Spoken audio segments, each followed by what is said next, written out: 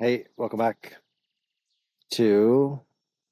It's gonna be a little windy, sorry, a little breezy, so it's gonna blow back and forth maybe a bit. But ancestors of future, a day in the life of an ancestor of future Indigenous people. So I planned to do this today anyway, but I didn't realize that when I came out to get laundry off the line that this is actually the T-shirt. This is actually the event I'm going to talk about. So Fire in the Mountains um, was it's the year of the bear, which is funny because I did end up seeing a bear, and there were several bears in the campground. It's a heavy music festival, but not that kind of music that you just heard. So, Ready Go Campground, Blackfeet Nation, Montana. So this is the second year it's happened up there, and the second year I've been. I'm very grateful to have been able to go. So let me explain to you why I want to talk about that. So I went to a panel workshop called Indigenizing the Mind or Re-Indigenizing the Mind. Indigenizing the Mind. And there was a comment made that was pretty amazing. And so I'm going to tell you, Haley Running Crane, who was on the panel, who teaches the Pekuni language, the Blackfeet language, teaches that and keeps that tradition going. And so much is held in language. Last year, there was a panel called Animism is Expressed Through Language and Culture, or Culture as Expressed Through Language and Animism. No, the other way around. And I believe she was on that too. It was amazing. So I highly recommend going. It's fantastic. The music's cool at night. But honestly, I go for the workshops. Um, so Haley Running Crane responded to the question. The question being, or the discussion was what is the difference between this colonized white version, right?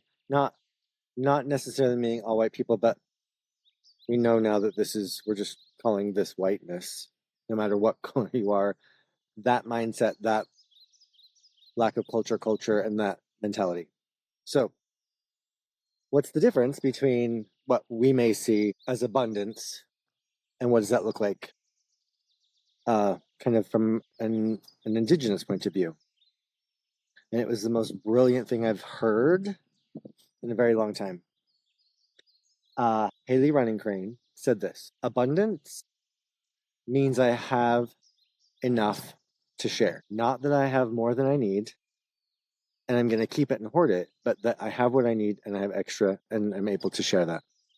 So I wanted to share that with you because I think that that's a very big example of how we can look at this differently, how we can prepare ourselves to be good ancestors of future Indigenous people. So the reason I wanted to tell you this during me doing laundry is because, like many people, I'm sorry, I didn't mean to generalize that and lump you in. I have a lot of clothing. I have an abundance of clothing, which means I have some to share. So looking at what is enough, and truly enough, reality enough. Not, I used to joke, if I find something I like, I want one of it in every color, and I want it now. That's exactly the opposite of what I'm talking about. So, looks like I'll be cleaning out my closet a little bit, although I will say that this blanket I did get in Glacier National Park when I was, oh, there's a sticker on it, when I was up there this last weekend, or 2 weekends ago, week and a half ago. So that's a quick one. Maybe it doesn't need to be quick. So here you go. There's also a rune in the northern traditions, whether it be Anglo-Saxon, Norse, whatever. And my relationship with the rune Feiyu has to do with worth value. Also, it has to do with management of resources.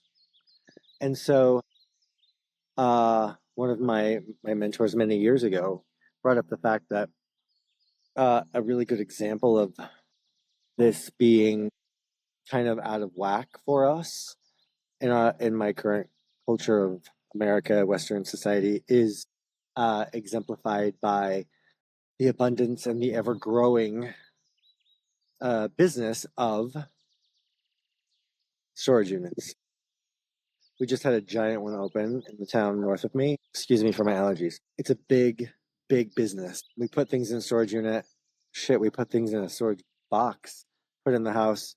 Don't look at it for 20 years. That's another possible out of balance, out of reciprocity with that, with those things which can and do have spirits of their own. And it's very difficult for us sometimes to not build a fortress of protection around ourselves made of things.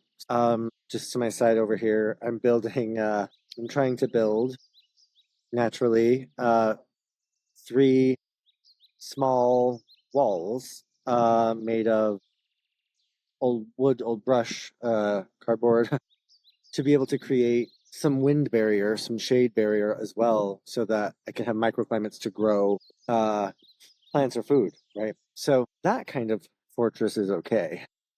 But my fortress of things that make me feel safe is not sustainable, is a very consumer centered, consuming centered. I want to use a different word. There's no reciprocity in it. It's just about consuming what is there. Even if it's not what we would consider greedy, it is kind of greedy. I guess I could take down my clothes while we talk, huh? I do love to, speaking of spirits, it's almost always windy here, or breezy, and it's dry. So I do love to hang my clothes out. My grandmother would do it in the winter even, or hang clothes on the inside, which I do. But I do love standing out here, whether it be in the evening like this with the cool breeze, which we're lucky to have today,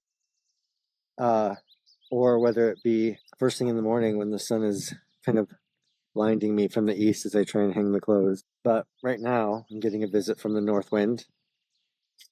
The north wind in my tradition carries the gift of energy work through singing. So in my tradition, Galder. So I'm very grateful to the north wind for that, and for the cool breeze, and for the fact that it dries my clothes and doesn't shrink them. My mom would put stuff in the dryer and it would shrink. Rest her soul. So I guess to recap here a little bit, we're hitting at 11 minutes. Abundance means I have enough to share. Haley Running Crane. I believe she teaches in Missoula too. If I remember correctly, I think she also teaches up in the Blackfeet Nation. Brilliant, brilliant, brilliant, and so grateful for people who can hold, engage, speak about, teach this wisdom, to be able to help people like me and you to come into better relationship with everything around us. Come, for hell's sake, some of us come into an awareness of a relationship that we hold with everyone, with everything around us, and help us to be better at it. Help us to begin to create now the groundwork for future generations to truly have the relationships that they can earn the title of Indigenous people, no matter what. So I thank you for your time this evening. I do need to bring the clothes down, but they're doing a great job of covering the people in the background back there. So I leave you with the blessing. May your weird be filled with health, wealth, strength, and virility. Till next time.